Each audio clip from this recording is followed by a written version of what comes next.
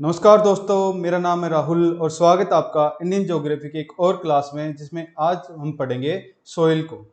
Soil, जिसको हिंदी में मृदा भी कहते हैं, ये हमारी ज़िंदगी का अभिन्न अंग है। ये बहुत ज़रूरी है हमारी लाइफ में, क्योंकि यही है जिस पर आपके ट्री, पेड़ पौधे, ग्रास, क्रॉप और बहुत सारी जो अर्थवर्म वगैरह हैं, बहुत सारी लाइफ इसी पर पनपती है। अगर ये नहीं होगा तो हम कुछ खा पी ही नहीं पाएंगे। जब हमारी पृथ्वी का स्टार्ट ही हुई थी, अवगठन हुआ ही था, उस टाइम पे सोइल इस पे नहीं थी। सिर्फ जो वोल्केनो या लावा निकलता है वोल्केनो से, वही था। वही जो ठंडा होकर पेरेंट रॉक बना दिया था। पत्थर थे, सिर्फ मृदा नहीं थी। तो आज हम देखेंगे कि ये जो पत्थर हैं और मृदा है, इसमें क्या अंतर होता है, ये क्यों जरूरी है। तो वैसे जरूरी तो हमारी लाइफ में बहुत चीजें हैं, तो हम वो क्यों नहीं पढ़ रहे, इसको क्यों पढ़ रहे हैं? क्योंकि ये आपका एनसीईआरटी में दिया गया है। इसका भी एक डेडिकेटेड चैप्टर दिया गया है एनसीईआरटी क्लास 10th में, एनसीईआरटी क्लास 11th में और एनसीईआरटी क्लास 8th में। तो 8वीं, 10वीं और 11वीं तीनों एनसीईआरटी में आपका ये चैप्टर दिया गया है। और ये अलग से एक चैप्टर है, इसलिए ये पढ़ना हमें इम्पोर्टेंट हो जाता है एग्जाम की दृष्टि से भी। इससे बहुत सारे प्रश्न पूछे गए हैं, मैं आपको दिखा देता हूँ, वो भी हम देखेंगे। जैसे कि आप देख सकते हो, तो ये जो जितने प्रश्न आज तक आए हैं सोइल से, उसको भी आज हम देख लेंगे। और मैं गारंटी देता हूँ इस लेक्चर के एंड में आप उन सारे क्वेश्चंस को कर लोगे। तो सोइल है क्या, हमने जान लिया है कि जो आपकी पृथ्वी पर जैसे कि लेयर है, क्रस्ट, मेंटल, इसको भी हम पढ़ेंगे फिजिकल ज्योग्राफी में, कोर। तो क्रस्ट का जो ऊपरी भाग है, जो पेड़ पौधों के उत्पन्न होने के लिए, उनके जन्म लेने के लिए जरूरी है, उसको सोइल कहते हैं, मृदा कहते हैं। तो ये पृथ्वी का ऊपरी भाग है, बिल्कुल जो क्रस्ट है उसका भी बिल्कुल ऊपरी भाग बहुत महीन होता है इसके कंपेयर में, और इसको बढ़ने में बहुत ज़्यादा समय लगता है। तभी आप जब पढ़ेंगे हम कि पृथ्वी का गठन कैसे हुआ था, तब देखेंगे कि लाइफ को बनने में पृथ्वी में बहुत ज़्यादा समय लगा था। तो आइए देख लेते हैं कि कौन कौन से कारक हैं, फैक्टर्स हैं, जो सोइल को या मृदा को बनने में आपकी हेल्प करते हैं। पहले तो रिलीफ, मतलब आपका कैसा रिलीफ है, पृथ्वी का चपटा है, ऊंचा है, नीचा है, कैसा। पेरेंट मटेरियल मतलब वो किससे बनी है। जैसे बसाल्ट से अगर बनी है तो वो आपकी क्या हो जाएगी, वो आपकी काली मृदा हो जाएगी, काली मृदा, ब्लैक सोइल। तो इस प्रकार जो पेरेंट मटेरियल है वो भी बहुत जरूरी होता है इसके लिए। क्लाइमेट, कैसा क्लाइमेट है, ठंडा क्लाइमेट है तो वहां पर कम बनेगी क्योंकि बर्फ जमी रहेगी। या फिर आपका अल्टरनेट, अगर इसका बारिश का और ड्राई सीजन रहेगा तो आपकी जल्दी जल्दी आपका वेदर होएगा, इरोजन होएगा, तो आपकी जल्दी जल्दी आपकी सोइल बनेगी। तो ये भी बहुत जरूरी है। वेजिटेशन भी बहुत हेल्प करती है, क्योंकि अगर आपके ये पेरेंट मटेरियल है, मान लो कोई भी पत्थर है, इसमें आपकी पेड़ पौधों की जड़ अंदर तक जाएंगी, ये क्रैक लेके आएंगी, तभी इनका कुछ पानी इसमें घुसेगा, तभी इनका क्या होगा, वेदर होंगी ये। इसको भी हम अच्छे से पढ़ेंगे जब हम वेदरिंग, इरोजन वाला चैप्टर पढ़ेंगे, तब फिजिकल ज्योग्राफी में।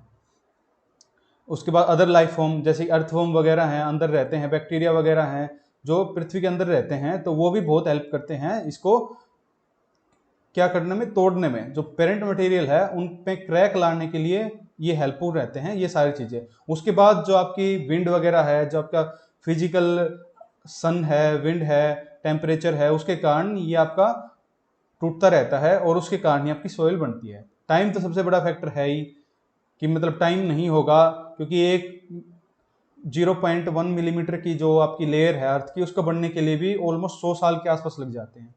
तो आप देख सकते हैं। पर आजकल क्या हो रहा है कि जितना जल्दी, वैसे तो नेचुरल तो जितनी ये बढ़ती है उतनी ही इरोज होती रहती है ये, पर आजकल जो मैन मेड फैक्टर के कारण, जैसे कि कोई इंडस्ट्री लगा दी, कुछ बाढ़ आ गई, इसके कारण बहुत ज़्यादा आपकी सोयल का वो डिग्रेडेशन हो रहा है, तो उसको भी हम बाद में पढ़ेंगे। तो कंपोनेंट ऑफ सोयल क्या होते हैं, मतलब सोयल में क्या क्या आपके गुण होते हैं, क्या क्या उसमें रहता है। तो आपका मिनरल पार्टिकल्स रहते हैं, जैसे कि नाइट्रोजन, फॉस्फोरस। कौन सी सोइल में किस प्रकार का ये रहता है, ये हम आगे पढ़ेंगे। पहले आप ये देख लो क्या क्या रहते हैं। ह्यूमस, ह्यूमस मतलब ऑर्गेनिक मटेरियल, जिसके कारण ही आपको उसमें न्यूट्रिएंट्स वगैरह मिलते हैं पेड़ पौधों को, ये वही होता है ह्यूमस। जो बिल्कुल ऊपरी सतह पर होता है आपकी पृथ्वी पर, जिसमें सोइल में जिस सोइल में ज़्यादा ह्यूमस होगा, ह्यूमस का कंटेंट ज़्यादा होगा, ऑर्गेनिक मटेरियल ज़्यादा होगा, वो उतनी ही ज़्यादा फर्टाइल होगी, उपजाऊ जमीन होगी वो। वाटर भी इसका एक कंपोनेंट है, एयर भी इसका एक कंपोनेंट है। ये जैसे कि एक्चुअल अमाउंट इनका कितना, किसमें कितना है, वो डिपेंड करता है कि सोइल किस प्रकार की है। ऐसे ही अगर आपने कभी कोई गड्ढा खोदा होगा तो उसमें आपको दिखा होगा कि ये बहुत एक ही परत नहीं है, ये बिल्कुल मतलब कुछ लेयर्स में बनी है। तो वो लेयर्स भी हम पढ़ लेते हैं कि वो कौन कौन सी लेयर है जिससे आपकी सोइल बनी है। और ये लेयर्स का आपका इसमें एनसीईआरटी क्लास 11th में दी गई है आपकी लेयर्स, जिनको होराइजन भी बोल देते हैं, होराइजन भी बोल देते हैं, ये भी आपके एनसीईआरटी में दी गई है। एनसीईआरटी में सिर्फ 3 होराइजन दी गई है आपकी, ए, बी और सी होराइजन। पर जब आप हायर क्लासेस में जाएंगे तो उसमें आप देखोगे सिर्फ ये 3 नहीं बल्कि 5 होराइजन होती हैं, ओ, ए, बी, सी और ई। तो आइए उन आपकी होराइजन कौन कौन सी होती हैं उनको हम देख लेते हैं। होराइजन वैसे होती क्या है, ये सोइल की प्रोफाइल है, मतलब सोइल किन प्रकार से मिलकर बनी है। तो मतलब सोइल इन लेयर्स से मिलकर बनी है। ये लेयर क्यों बनती हैं वो आपको मैं बता देता हूँ कैसे कैसे है। तो सबसे पहले ऊपर वाली होती है, मैंने बताया सबसे ऊपर ऑर्गेनिक कंटेंट होता है, ह्यूमस होता है। ये किसी में प्रेजेंट होता है, किसी सोइल में प्रेजेंट नहीं होता है। तो ओ को कई बार कुछ बुकों में स्किप करा गया है, क्यों? क्योंकि वो बहुत सारी जो आपकी वो हैं सोइल्स हैं उसमें ये अवेलेबल नहीं रहता, तो इसलिए इसमें स्किप करा गया है। पर ये भी आपका एक पार्ट है ह्यूमस किसका, सोइल प्रोफाइल का। तो सबसे ऊपर ओ, फिर ए, बी और सी। ये आर है, ये आपका बेड रॉक है, मतलब ये सोइल का टाइप नहीं है। ये जो स्टार्टिंग में मैंने बताया था जैसे कि लावा का ठंडा होने से जो रॉक बनी है, जिसके अवघटन के कारण, जिसके वेदर होने के कारण, इरोजन के कारण आपकी सोइल बनी है, ये वो बेड रॉक है। तो होराइजन यही है। जो ई होराइजन है वो ए होराइजन का ही एक पार्ट है। तो ए और बी में एक होराइजन और भी है, ये भी आपकी ई। इसीलिए एनसीईआरटी में सिर्फ इन 3 का मेंशन है। तो ज्यादा इंपॉर्टेंट आपकी ये है क्योंकि इनका एनसीईआरटी में आपका दिया गया है। वैसे ओ होराइजन और ई होराइजन पर आज तक सवाल आए नहीं है, पर आ सकते हैं। कुछ एलिमिनेट करने के लिए आपको ये जानना भी जरूरी है, पर इन्हीं से क्वेश्चन आते हैं क्योंकि ये एनसीईआरटी में दिया गया है। अगर आप सरकारी एग्जाम की तैयारी कर रहे हैं तो सरकारी ही मसाला आपके पास होना चाहिए, मैं पहले भी आपको बता चुका हूँ। तो जो ओ होराइजन क्या है, हम नीचे से शुरुआत करते हैं क्योंकि सोयल ऊपर से नीचे नहीं, जब बनती है ये ऐसे बनती है। सबसे पहले ये बनेगा, सी बनेगा, फिर बी, फिर आपका ए और ई बनेगा, और उसके ऊपर ही ह्यूमस का कंटेंट आएगा आपका। ऑर्गेनिक डिकम्पोजिशन के कारण सबको जो पत्ते वगैरह होते हैं वो अगर सोइल पे गिर जाएंगे तो उसके डिकम्पोजिशन के कारण जो ऑर्गेनिक मटेरियल होता है उसी को ह्यूमस बोलते हैं हम। तो जो सी क्या है, ये पार्शली वेदर्ड रॉक है, मतलब जो ये आपका पेरेंट मटेरियल है, जैसे मैंने बताया पहले ऐसे ऐसे रॉक हुआ था, अगर ये छोटा छोटा टूटने लगा किसी भी कारण, जैसे कि तेज हवाओं के कारण, या फिर जो आपका अगर ओशन के पास है तो समुद्र की लहरों के कारण अगर टूट टूट के छोटा होगा, छोटे छोटे टुकड़े हो गए, तो ये जो होराइजन होगी वही आपकी क्या होगी, सी। तो ये अलग अलग कलर से मैं इसको दिखा देता हूँ एक बार। जो स्टार्टिंग में आपका पेरेंट मटेरियल होगा उसको मान लो कि बड़े बड़े पत्थर थे, वो बड़े बड़े पत्थर थे, बड़ी बड़ी रॉक थी, तो ये आपका हो गया पेरेंट मटेरियल। उसके बाद इस पर सन, विंड, सी, इनके कारण अगर आपका क्या होगा, इरोजन हो गया इनका, तो उसके कारण ये छोटे छोटे पार्टिकल हो गए, क्या हो गए, छोटे छोटे, पर हैं अभी भी ये क्या, रॉक्स ही हैं। ये अभी तक इनमें कोई ह्यूमस वगैरह कुछ कंटेंट ऐसा आया नहीं है। तो ये आपकी हो जाएगी सी होराइजन। कौन सी हो जाएगी, सी होराइजन। इसके बाद इन पर भी और फिर से ये फैक्टर लगे, उसके बाद ये आपस में भी टकराएंगे। पहले बड़े बड़े थे तो इनको जो विंड है वो धकेल नहीं पाएगी, पर ये छोटे हैं तो इनको विंड भी धकेल देगी, आपके जो सी की वेव के कारण भी धकेल देंगे। ये आपस में टकराने के कारण भी, जब आपने दो पत्थरों को एक साथ मारा होगा तो अगर आप 3-4 बार उनके मारोगे तो उसमें थोड़े छोटे कण निकलने लग जाएंगे, तो और भी छोटे छोटे हो गए, इनका चूरा होने लग गया, जो चूरा होने लग गया, पर इनमें फिर भी थोड़े थोड़े आपके पत्थर हैं वो मिलने लगे। तो ये होराइजन कौन सी होगी, ये आपकी होगी बी होराइजन। इसके बाद फिर से इन पर ये फैक्टर लगे, तो उसके बाद जो होराइजन आपकी आएगी वो आ जाएगी आपकी बिल्कुल चूरा चूरा टाइप में, जो आप सैंड देखते हो बिल्कुल महीन पार्टिकल, वो आपकी सोइल होगी। वो आपकी जो अब सोइल देख रहे हो आप, जो नॉर्मल हम देखते हैं वो ए होती है, उसी में आपका बिल्कुल चूरा चूरा होता है सैंड। जो ये बहुत प्रकार की होती है, जैसे कि सैंड, सिल्ट, क्ले, इसको हम आगे देखेंगे कि उनमें क्या डिफरेंस होता है। तो ये आपकी, इसको क्या बोलते हैं, इसको टॉप सोइल बोलते हैं। ये क्या है, सब सोइल।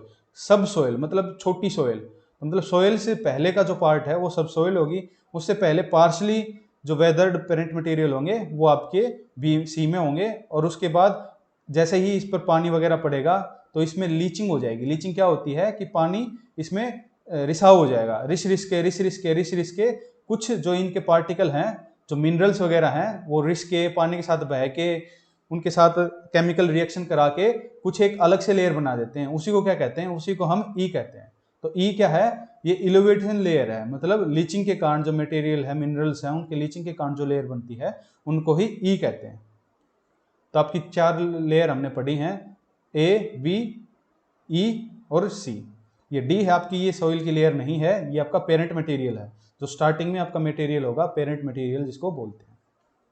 तो ये आपकी होराइजन है, इनके एक बार देख लेते हैं। ओ होराइजन में ह्यूमस का कंटेंट होता है, ए टॉप सॉइल होती है, रिच होती है ऑर्गेनिक मटेरियल में, डार्क कलर होता है, किसके कारण, ह्यूमस के कारण इसका डार्क कलर होता है, और जोन ऑफ लीचिंग भी कहते हैं ई को, क्योंकि इसमें लीच होके जो मिनरल पार्टिकल वगैरह हैं वो आपके अवघटन हो जाते हैं और एक अलग से लेयर बना लेते हैं। बी को सब सोइल कहते हैं, जोन ऑफ अक्यूमुलेशन कहते हैं, क्योंकि यहीं पर जाके आपके अक्यूमुलेट होते हैं क्या, जो मिनरल्स वगैरह हैं इसके ऊपर ही आपके अक्यूमुलेट होते हैं।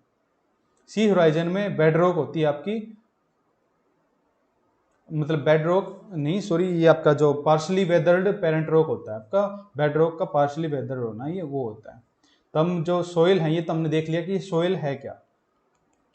सोइल वो कारक है, वो घटक है जिसको ट्री वगैरह के लिए बहुत ज़्यादा जरूरी है। तो सोइल का क्लासिफिकेशन अलग अलग तरह से किया जाता है। तो क्लासिफिकेशन कैसे किया जाता है वो हम देख लेते हैं अभी। जो पुराने ज़माने में, मतलब एंशियंट टाइम में, जब कुछ भी ज़्यादा हमारे पास टेक्नोलॉजी वगैरह नहीं थी, तो सिर्फ 2 प्रकार से ही सोइल का, मृदा का वर्गीकरण किया गया था। क्या, एक तो फर्टाइल और एक अनफर्टाइल, मतलब उपजाऊ और अनुपजाऊ।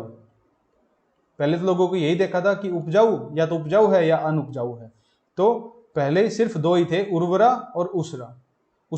तो उर्वरा थी, उसको फर्टाइल कहते थे, और उसारा था वो स्टेराइल, मतलब अनुपजाऊ जमीन है। अभी टेक्सचर के ऊपर इसका वर्गीकरण कैसे किया जाता है, टेक्सचर के ऊपर सोइल को 3 प्रकार से ही बांटा जाता है। जैसे कि क्ले पार्टिकल के हिसाब से, इसमें कैसे पार्टिकल है, मतलब उनका साइज क्या क्या है, क्ले, सिल्ट और सैंड।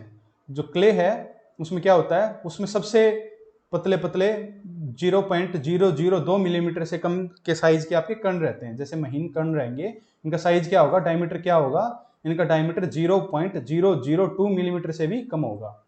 ऐसे ही सिल्ट में आपका 0.005 से लेके 0.002 तक आपका क्या रहेगा, पार्टिकल का साइज रहेगा। ऐसे ही सैंड में क्या रहेगा, 0.005 से लेके 2 मिलीमीटर तक का। एक बार इनको फोटो दिखा दूं ताकि आपको अच्छे से पता लग जाए। यही आपकी सैंड, ये आपकी सैंड है, जैसे बालू मिट्टी, इसकी हिंदी में क्या कहते हैं, हिंदी में इसको बालू कहते हैं। सिल्ट को हिंदी में सिल्ट ही कहते हैं और क्ले को क्ले ही कहते हैं। तो सैंड जो आपकी बालू मिट्टी है, नॉर्मल जैसे अगर हाथ में लोगे भी तो आपके हाथ में कुछ आपको लगेगा कि इसके कुछ पार्टिकल्स मेरे हाथ में आए हैं। सिल्ट उससे भी महीन कण, जैसे कि आपने कभी देखा होगा, जब ऐसे मिट्टी देखी होगी जिसमें आप अगर हाथ में लोगे तो उसमें आपको महसूस नहीं होगा कि आपके कण हैं या नहीं है इसमें। उसके बाद ये आपकी आती है क्ले। जैसे आप गिल्ली करके जिस मिट्टी से हम जो बर्तन वगैरह बनते हैं, या फिर आपका वो कुछ मतलब कारीगरी होती है, वो क्ले होती है। उस प्रकार की मिट्टी आप देख लो, ये इस टाइप की क्ले कहते हैं। और एक और होती है लोम। इन तीनों का जो मिक्सचर है, क्ले, सिल्ट और सैंड का, बालू का, सिल्ट का और क्ले का जो मिक्सचर है, उसी को लोम कहा जाता है। इसी तीनों में, ये तीनों, इसमें 40% तो इसमें सैंड पार्टिकल रहते हैं, 40% क्ले और 20% सिल्ट पार्टिकल। जैसा कि आप फोटो में देख भी पा रहे हो, ये तीनों का मिक्सचर है। ना इसको सैंड बोल सकते हैं, ना सिल्ट बोल सकते हैं, और ना ही इसको क्ले बोल सकते हैं। तो इसको बोलते हैं लोमी मृदा। हिंदी में भी इसको लोमी मृदा ही कहते हैं। अब स्ट्रक्चर के हिसाब से इसको कैसे बांटा जाता है, स्ट्रक्चर से हिसाब से, मतलब इसमें परमिबिलिटी कितनी है, कि मतलब कितनी आसानी से इसमें पानी रिस जाता है। पोरोसिटी भी वही है कि इसमें कितने मतलब छेद हैं, इनका जो छेद है इनमें मिट्टी में, वो वही उसके हिसाब से ही इसमें पोरोसिटी में इसमें बांटा गया है। ये मैंने राइटअप दे दिया है, ये एनसीईआरटी में नहीं है वैसे, पर मैंने राइटअप फिर भी दे दिया है। एक बार आप पढ़ लें ताकि कभी आ जाए तो आप देख सकते हैं। ये जो क्ले, सिल्ट और लोमी है, ये आपका एनसीईआरटी में दिया गया है, पर इनका जो एक्सप्लेनेशन है, साइज वगैरह है, ये एनसीईआरटी में मेंशन नहीं है। तो आप इनको ध्यान से देख लेना, क्योंकि इससे भी क्वेश्चन आए हैं, पर ये एनसीईआरटी में नहीं है। तो आप एक बार देख लेना इसको। ऐसे ही सोइल केमिस्ट्री के हिसाब से भी उसको बांटा जा सकता है, जैसे कि एसिडिक है वो या अल्कलाइन है, मतलब उसका जो पीएच वैल्यू है ये 7 से कम है या 7 से ज़्यादा है। अगर 7 से कम है तो आपको पता है इसमें H आयंस की कंसंट्रेशन ज़्यादा होगी, तो ये क्या होगी, अम्लीय होगी, एसिडिक सोइल होगी। अगर इसमें OH नेगेटिव आयंस की कंसंट्रेशन ज़्यादा है तो क्या होगी, अल्कलाइन होगी, ये क्षारीय होगी, इसका पीएच है वो अगर 7 से ज़्यादा होगा। तो नॉर्मल जो हमारी सैंड ये मृदा होनी चाहिए, सोइल होनी चाहिए, उसका पीएच क्या होना चाहिए, नॉर्मली उसका पीएच 6 से लेकर 7 तक ही होना चाहिए, ताकि उसमें पौधों में ना तो ज़्यादा अल्कलाइन हो, ना ज़्यादा क्षारीय हो, ना ज़्यादा अम्लीय हो।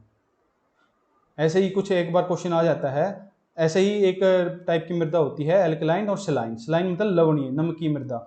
जैसे कि ज़्यादा अगर कहीं पर सिंचाई वगैरह कर देते हम तो उसके कारण भी सलाइन हो जाती है, मतलब कैपिलरी जो एक्शन होता है, हमने केमिस्ट्री में पढ़ा भी होगा, उसके कारण जो आपके नमक के पार्टिकल हैं वो ऊपर आ जाते हैं, रिस के ऊपर आ जाते हैं। जैसे कि आपने देखा होगा बहुत बार, अगर ज़्यादा हम ट्यूबवेल से सिंचाई कर देते हैं तो जो सोइल है उसके ऊपर सफ़ेद सफ़ेद कुछ आ जाता है, वही आपका क्या हो जाता है, वो सलाइन हो जाता है, मतलब लवणीय हो जाती है वो मृदा। तो ज़्यादा आपके इरिगेशन के कारण जो आपके इलाके हैं उत्तर प्रदेश, हरियाणा, पंजाब के, इसमें जब ग्रीन रेवोल्यूशन के कारण जब ज़्यादा आपका ये इरिगेशन किया गया, उसके कारण भी बहुत सारी जो उपजाऊ जमीन है वो सलाइन हो गई है।